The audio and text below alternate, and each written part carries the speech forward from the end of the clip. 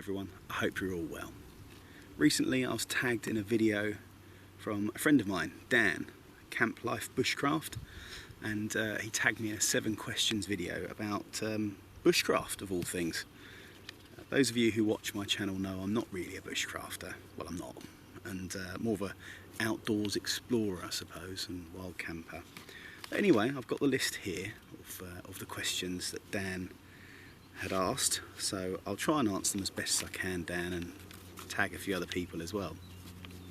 Now before I answer the questions, just a little bit about the area that I'm currently sat in. I'm actually sat upon an Iron Age fort dating back about 2,500 to 3,000 years old. It's called Caesar's Camp and it straddles the counties of Surrey and Hampshire. And I'm just sitting in a quiet little area here on top of the fort. I mean, there's nothing left of it as such, it's just a hilltop now. But obviously people have found remains of various notability. Ooh, I'm getting attacked by a wasp. And they've worked out that this was a fort at some point. I'll put a link in the description box below so you can have a look at where I am, and if you're interested to get a bit more information from the internet.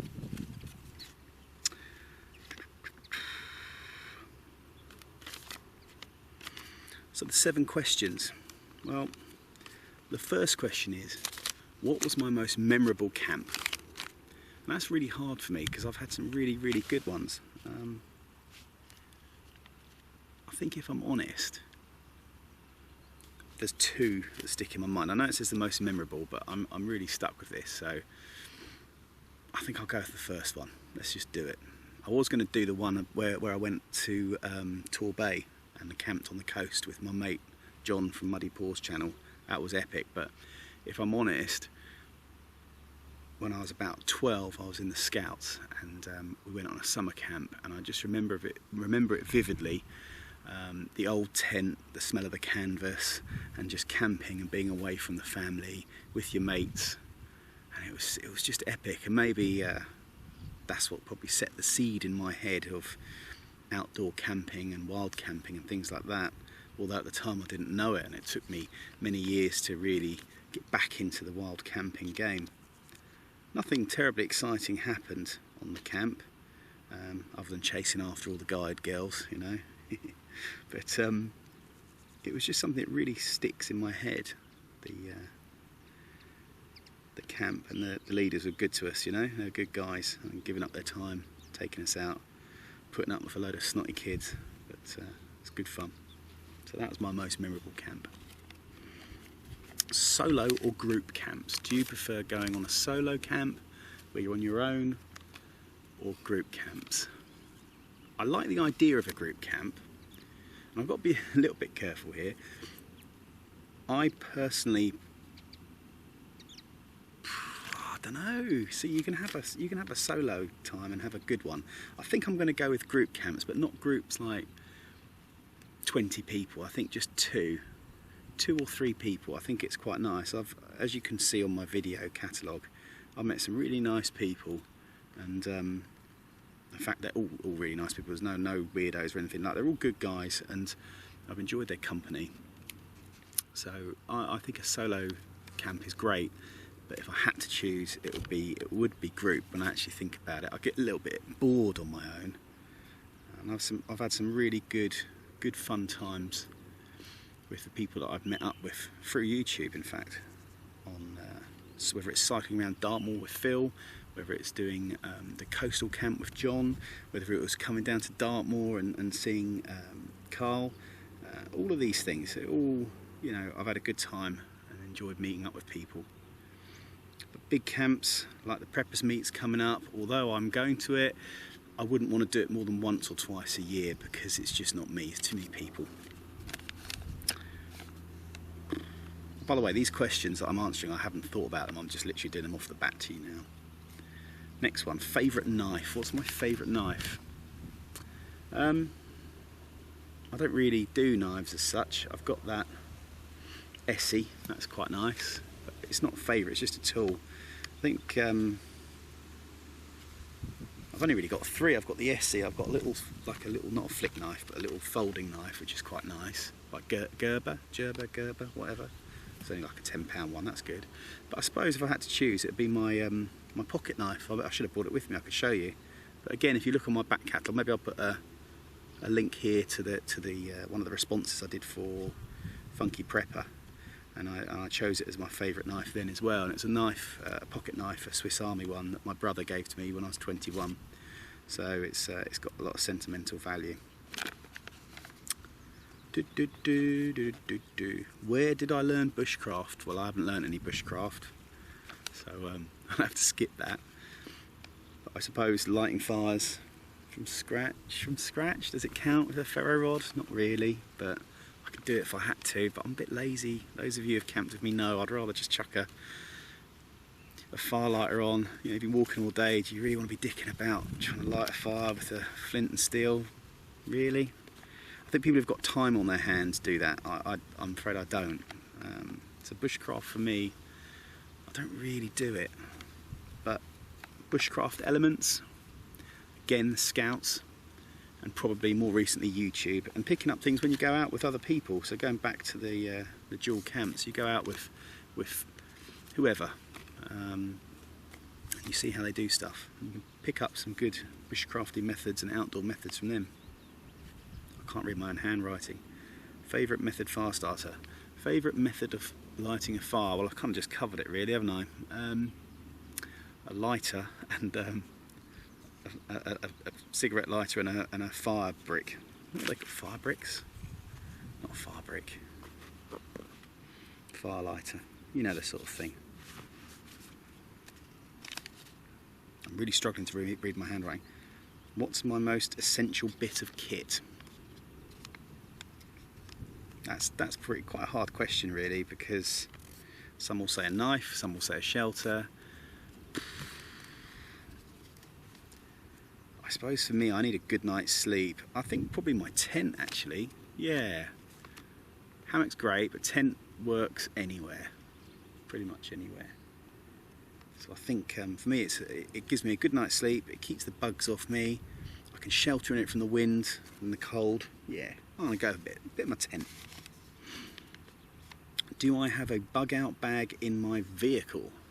No. I have in my vehicle, I have some snacks for the children. In the winter I carry some extra blankets. We do a lot of mileage, myself and the wife, for work, and if you get caught on the motorway, which we have done in the past, it's a nice feeling to know you've got some food, some drinks and a hot blanket in case the car breaks down or something. So I do have those items, but I don't have the bug out bag, like the zombies are coming and everyone's coming to get you, so you've got to run out the door. I mean, where are you going to go? It's England, for God's sake. You're going to be falling over each other. No offence to you guys wearing your foil hats, yeah? Oh, I'm going to get some hate on that. What stove do I prefer? I have a problem with stoves. I have too many of them, and I've literally today forced myself not to buy a Stormin Norman. I don't even know what it is. It's like a little stove thing. It looks beautiful. I'll put a picture somewhere here. I've got petrol stoves. I've got gas stoves. I've got the Trangia stove. I've got a gas Trangia adapter. I've got those little stoves that screw on the top of gas canisters. I've got the brew kit, jet boil kind of things. If I had to pick one, so it's just, I've got a stove for every occasion. I've got that bloody wood stove thing as well, that titanium one. I'll probably just pick the little screw on top one, because that's quite versatile. You can simmer it, blast it, it works anywhere, it's lightweight, it's packable. Yeah, gas is pretty handy, isn't it? Hey, we've come to the end of the questions. Oh God, are you still here? You've done well.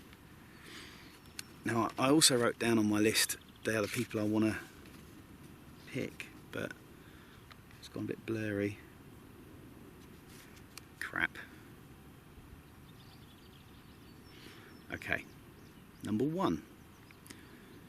We chat on Instagram. I've watched his videos. He comments on mine. I can't remember your name. and I'm probably pronouncing it wrong, Acedecs. Acedecs? He's a good lad, and one day I'll get up there and meet with you.